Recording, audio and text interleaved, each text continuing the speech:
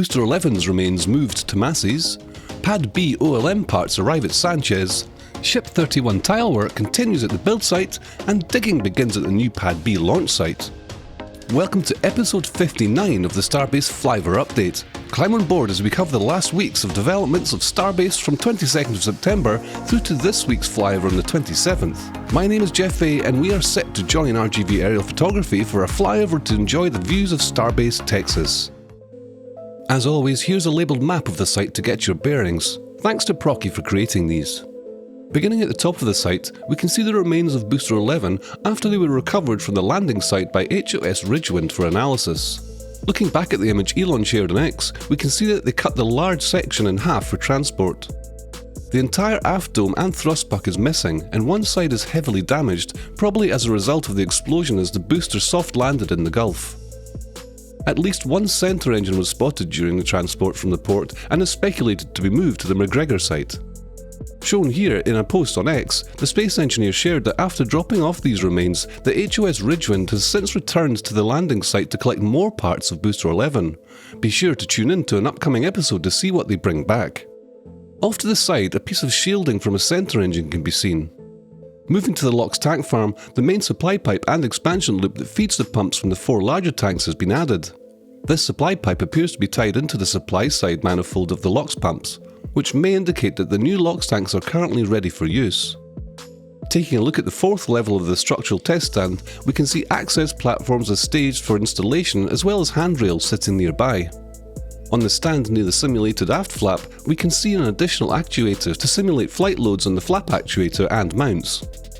In this image, we can see the linkages protruding through from the internal flap actuation mechanism. Near the old can crusher base, several new hydraulic rams can be seen here, likely waiting for some calibration on the blue test stand. Let's move over to Sanchez, shall we? Here's a quick look at the map. Let's start with the big news this week, and that is that we have new deliveries, specifically what we believe are 2 of the main parts for the OLM at Pad B. They are staged, but waiting for the remaining construction pedestals to arrive. The 4 seen in recent flyovers are set in place, with 4 more expected to be placed where we see paint marks on the concrete. 2 of these were seen arriving September 30th.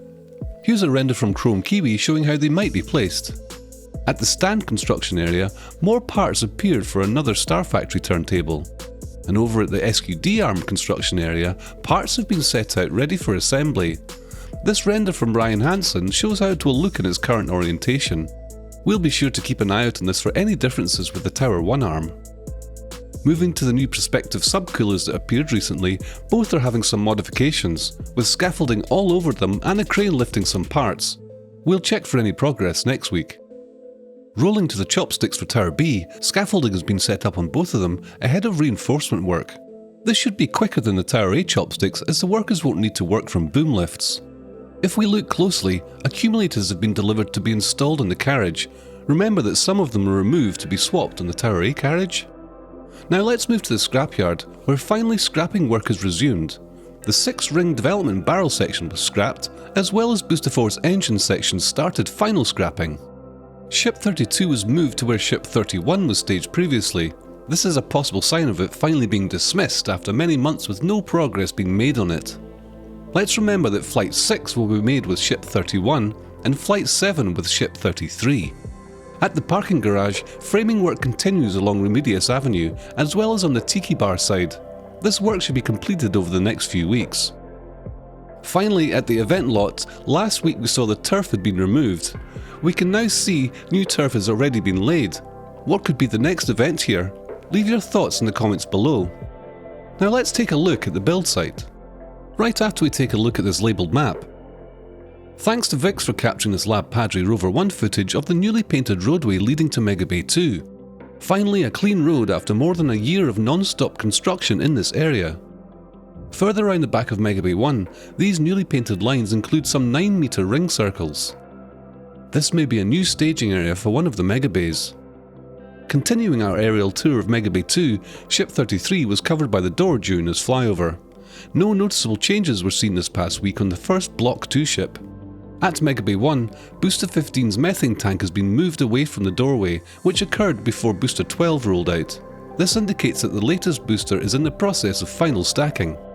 Over in the front right of the high bay, Ship 31 has all the scaffolding installed around it after rolling back from its static fire at Masses on the 20th. Around the back of Mega Bay 2, we see once again concrete is being ripped up. This time it appears to be to install the drainage from these downpipes to the nearby culvert. Let's turn to the ground again, with this shot taken by Sean Giesler, showing the complex steel lattice going up for the connection between Star Factory and the office building. Framework level with the second and fourth floors of the office have structure, however only the front half of the second level currently has flooring installed. On the front structure of the building, installation of brackets for the glass panels is also progressing. The next closest corridor to Highway 4 features bridge cranes for Starship production. Meanwhile, we can also see in this photo that more steel has been installed in the nook surrounded by 3 sides of the office building. This segment does not have bridge cranes. Also, steel for ceiling beams and columns have been staged around the construction area at an extremely high density. Moving further left, we see that walls have been erected around the speculated plant room higher than the surrounding roof. This could serve as an open space with additional cooling, as seen by the large air conditioning vent mentioned in last week's episode. On September 30th, the load spreader was moved from the crane yard to the launch site for the destacking of the hot staging ring from Booster 12, but more on that later. Over at the new rec centre, plumbing and skimmer boxes have been installed in the 2 smaller pools. We should see steelwork and concrete in the near future. The sushi bar now has its footings and what appears to be load-bearing roof posts, which could mean that it will have some glass walls. Before moving on to the launch site, if you learned something new from this video, consider hitting the like button so our content reaches more people. These videos are made possible by viewers like you, as well as our Patreon subscribers. Please consider subscribing to Patreon for weekly full-quality photo galleries released the day we fly. Let's first look at this week's labelled map. We start this week at the construction of Pad B. After months of ground stabilisation work, we see that the first steps of digging this week. While not in the main trench area, it's good to see that the narrow strip along the southwest side and the northwest end are being dug out, likely in preparation of the propellant lines that feed the future OLM. Along the southernmost end of the trench, new dewatering systems are being installed to supplement the sheet piles. Within the flame trench, we can see the jet grouting has been completed. The MC-28HD was transported away earlier in the week. The grout plant along the western property line has also been largely disassembled and also transported away. This week, the tower concrete work in the legs appears to be complete through 6 modules. The supply pipe connections are now set for filling at Module 7. Around the back of the tower, we can see the remaining precast concrete culverts have been placed inside the tower structure. Here, we also see some additional weld doublers that have been added to the leg seams between Module 1 and the foot segment that was bolted to the base. This work wasn't needed on Tower 1 due to not having this seam. The tower constructed in Florida at LC-39A also has these reinforcements.